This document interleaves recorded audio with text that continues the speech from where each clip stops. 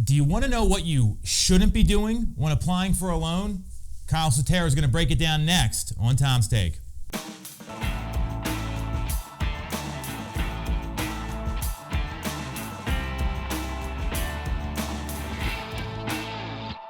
definitely going to want to watch this one. So we are in a fast-paced lending environment right now. Like, you're getting calls, Kyle, and if you don't know who Kyle is, this is Kyle Sutera, Mortgage America, one of the preferred lenders we work with.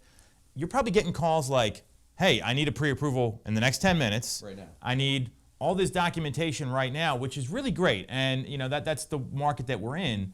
The thing I think a lot of buyers don't realize is what they shouldn't be doing when they're in the process of buying a home or applying for a mortgage. So I'm going to let you take it and just kind of fill in the people what not to do when they're in the middle of a home purchase. Exactly. The bottom line is don't get creative. Don't change things. Consistency is really the key when you're applying for a mortgage. Most importantly with credit and with debts. So, don't go buy that next car. Don't open a new personal loan because to use that money. Don't open any new lines. Bringing on new debts, but also don't close old lines. Don't close credit cards. Don't pay off student loans because you think it's helping. Anytime you close or open either or new trade lines on a credit card, on a credit report, it has the potential to impact your scores in a negative way. And credit scores are going to be very important when you're getting approved for a loan. You also could be allocating that money into the wrong place. So there's not always a reason to pay one loan down or pay one card down over another, and you could end up allocating thousands of dollars in some cases to the wrong place, which could have been used somewhere else in the process. So consistency is key. Keep it there. Also in regards to income, we never want to tell people not to advance your career, but there are career moves that you can make that are going to negatively impact your dream of purchasing a home. So what are some examples? I mean, because I think that's a hard one. It's like, hey, I'm getting a raise or I'm moving to a new job, but that's going to be a negative thing. So talk a little bit more about that. Exactly.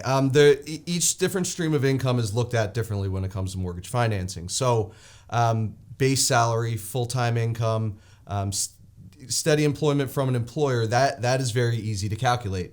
When it comes to self-employment, commission, overtime, bonuses, tips, that kind of thing, we do need to establish a history of that, sometimes 1 to 2 years. So, if purchasing a home is a priority, you might want to hold off on starting that new business. And all things that can be talked about once you get the pre-approval done, you're talking with a mortgage professional, but decisions you don't want to make on your own while you're trying to apply for a loan.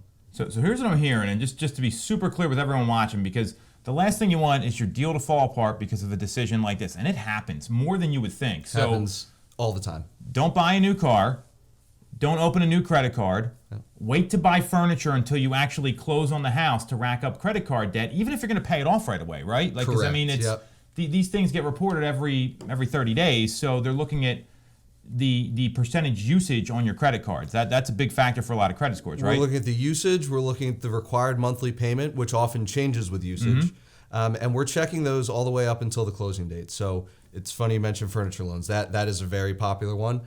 Whether it's an established card or opening a new card, putting a large sum of debt on one of those lines right before closing, we've seen people lose houses that way. So don't buy and make any big purchases is what I'm hearing. Cars, furniture, whatever. And this is stuff that happens when you move.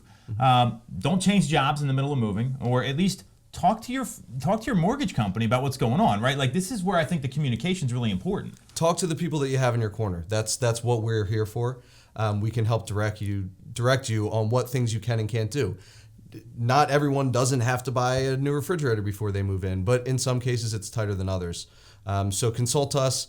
And then, while we're on the subject, let's talk a little bit about assets, just very briefly. Don't start moving money around. We're going to look at the full asset history. Don't start opening new accounts, shifting money between accounts. Let us direct you on what is the path of least resistance to getting you that loan and getting the documents. Yeah, and that's a great point, because there's a lot of people that are 1099 or they're self-employed, and they get these big deposits that come in, and you got to source everything, and the documentation trail is pretty rigorous. I mean, it's a lot of paper shuffle, right? We have to see it all. We have to prove it all. So better to talk through it and figure out a game plan before you just go start moving things around. So basically, don't do anything until you talk to your lender, right? I mean, and we're talking about big deposits, making any big purchases, changing employment, because really I find, and this is something I learned early on, is there's a couple ingredients to a loan approval. You got your credit score, you got your debt to income ratio, right? You got the property itself and the appraisal. That's really not the issue that we're talking about here. And then like your financial position, like how much cash you have in the bank, what your assets look like, and where your income is in general. So that's how they're going to look at it. Am I missing anything here? I mean, those seem to be the four ingredients. Those are the big ones, and we have our own way of looking at it as mortgage lenders, as the regulatory bodies have to have us look at it. That may be a little bit different than you look at your own personal finances. Not that what you're doing is wrong. We just want to make sure that we're both looking at it the right way to get you into the house. Well, and that's a great point, because the credit score or the credit report that gets pulled by a mortgage lender is not the same as like freecreditreport.com or Credit Karma or any of these other sites. So the point is, talk to a lender. Don't make any big financial decisions besides the home purchase. That one's okay. They know that's coming.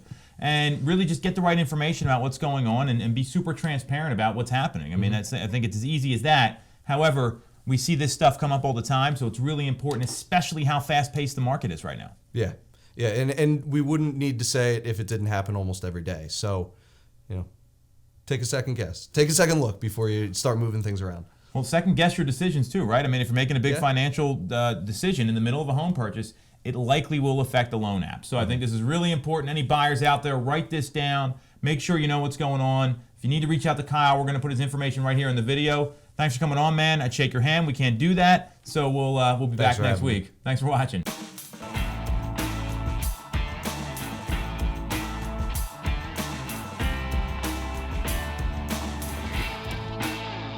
You're definitely going to want to watch this one.